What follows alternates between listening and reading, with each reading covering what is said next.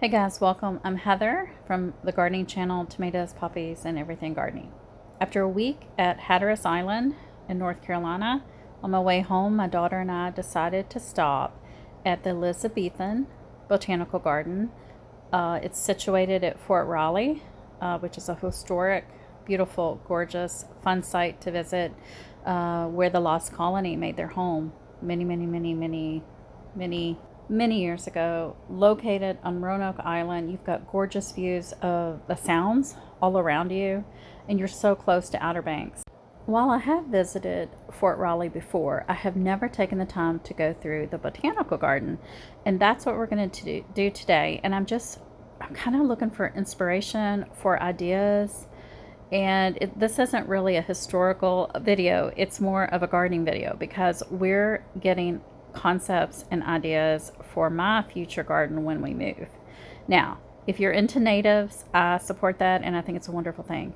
You will not find, there will be non-natives in this video is what I'm trying to say. Dogs are allowed, so Tonto was able to go with us.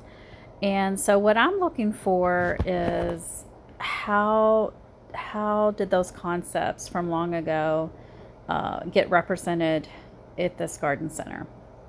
And I think we've got a lot of different ideas. And what I took away from this was how they created little rooms like this here. This is a little space, a little cozy room.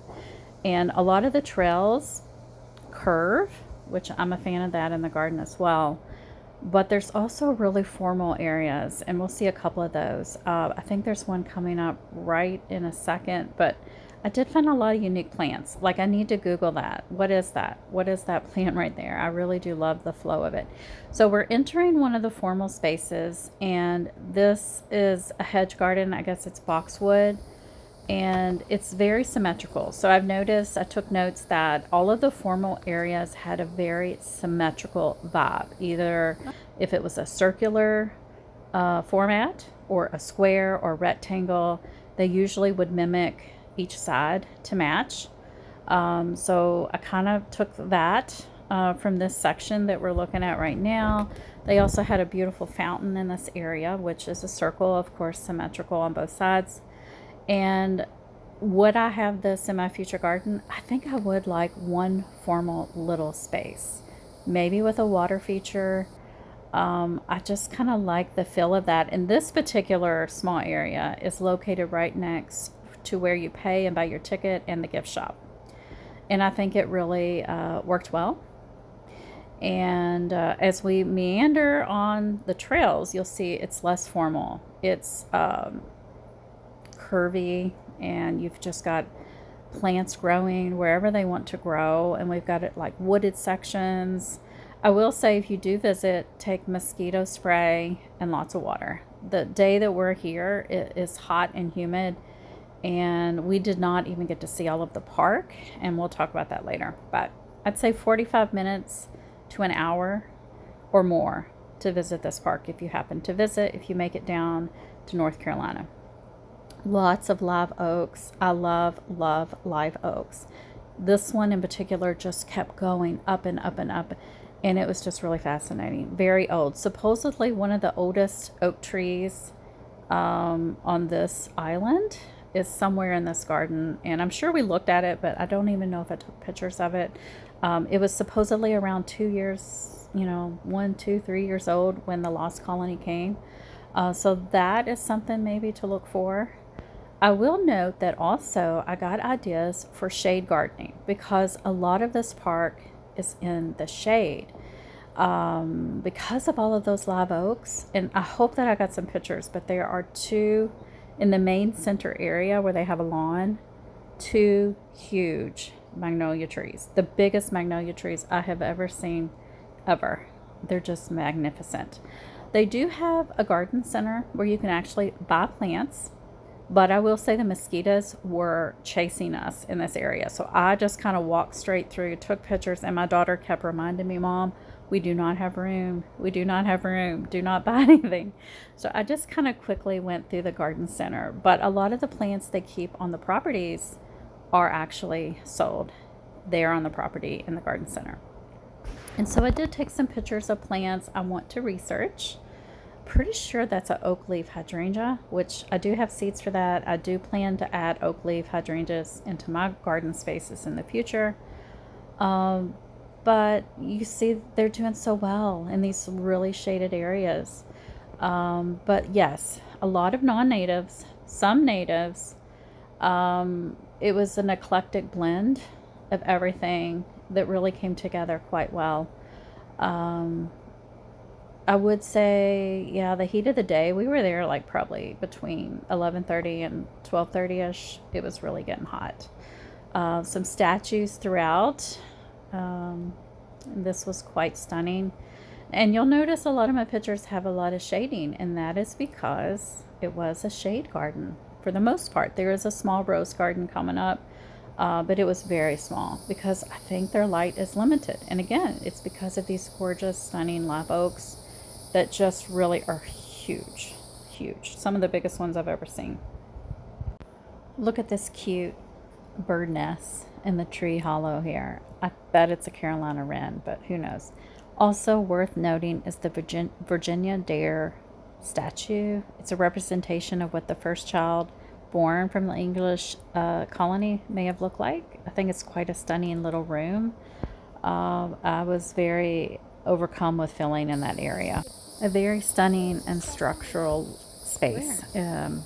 So then I'm just meandering another trail, and I did find this little toad or frog spigot. I thought that was also very cute. We should be nearing some of the views of the sounds, and there are several sounds that kind of converge on this island, I guess depending on what part of the island you're looking from. Also, the Lost Colony play is held here every summer, I think until mid to late August, and that is something worth seeing as well as all the museums inside of Fort Raleigh to get more historical information. But I love the water. I love the views. It was a great little afternoon. And even though it was humid, all of these shade trees from the live oak really did make the day tolerable. But water, if I had packed my water, it would have been even better, especially for Tonto. But I love that they're dog friendly. You do have to pay a fee for your dog, but it was minimal, and admittance for humans isn't too bad either. But as you can see, we're still meandering the trails here, lots and lots of hydrangeas. And then we found this little wooded trail that kind of went off. And that was kind of cool because there were all these little gnome statues, and people were actually, I guess, paying the gnomes with pine cones. And then one of the gnomes farther off, people were actually putting money down.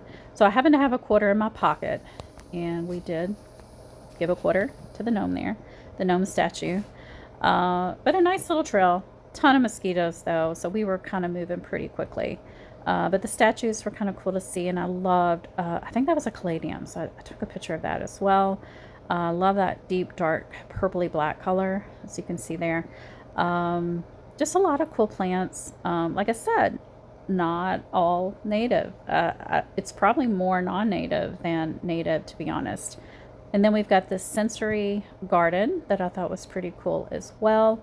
And we just kind of, walked around there quickly and checked everything out. There were lots of herbs growing up in those raised planters.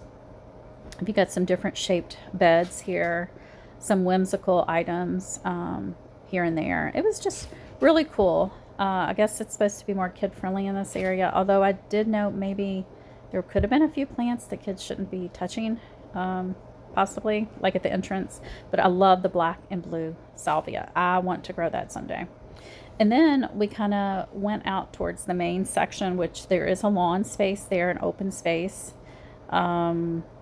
Yeah, because that's going to lead me back to talking about the formal garden areas. Oh, they do have camellias throughout, but they're not blooming this time of year. And this is the magnolia. That's it right there. That is the huge, gigantic, magnificent magnolia. There's two that kind of mirror each other.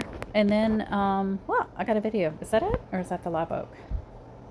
I think that was it? Yeah, I think that is the magnolia. gorgeous. I mean, it's just stunning. And then here we are, the sunken garden. This is another formal space that I thought was just stunning. Like, could I ever manipulate the soil and the ground to make a sunken garden? I don't know. Not on this scale, probably, because this was really nice. And we've got all the symmetrical features. And then we went up a different staircase. And I think this is oak leaf hydrangea again. And then we've got some other hydrangeas throughout as we're ascending up the stairs. Just really gorgeous. Tonto had a great time as well, although it was hard to keep him from going potty on some of the plants. And then we kind of found our way back to the backside of the Queen Elizabeth statue, and we ended up missing two sections that I really wanted to look at. But by the time we ended up back towards the front in the restrooms, it was so hot. Tonto was so hot, and my daughter was starting to complain a bit. So I did not get to look at the butterfly garden, and there was one other section I did not get to look at. Again, here we're seeing a view of a cozy little room in the garden, and I want to be able to create those type of rooms someday when I have the space and the land. And you can do it with different plants and structures and seating arrangements. But I did feel very inspired on this trip. I do want to go back. I hear that during Christmas time it is stunning and they decorate and there are lights. So I really would like to go back at some point to do that. I think they are closed December through March, something like that. I think they take January and February off. Those are the two spaces I missed out on the map there. And then we're just heading back and checking out a few things along the way. They do provide a map when you first come into the building. The gift shop was nice and cool. We stayed in there for about 15 minutes to let Tonto cool off on the cold kind of slate floor. And then this is the rose garden right here. This is the tiny little rose garden. And you can see there's shade. There is still dappled light and then some shade. It does look like they tried to put the majority of the roses right here in the center where it does seem to have a pocket of full sun. And then you've got your climbing roses on the back side of the brick fence. They can take a little bit more shade. Climbing roses can take a wee bit more than your tea roses. But I thought it was still a beautiful space. And there's one of my favorite plants, Persian shield. I did enjoy seeing that. And I don't have one in my garden this year, so I'm thinking, should I go ahead and get one and just keep it as a house plant? They make incredible house plants. And yeah, so this is kind of one of the last formal spaces we looked at. You can see the roses are a wee bit leggy, I thought. I'm not sure if they have a lot of deer pressure there or not. But that was our day.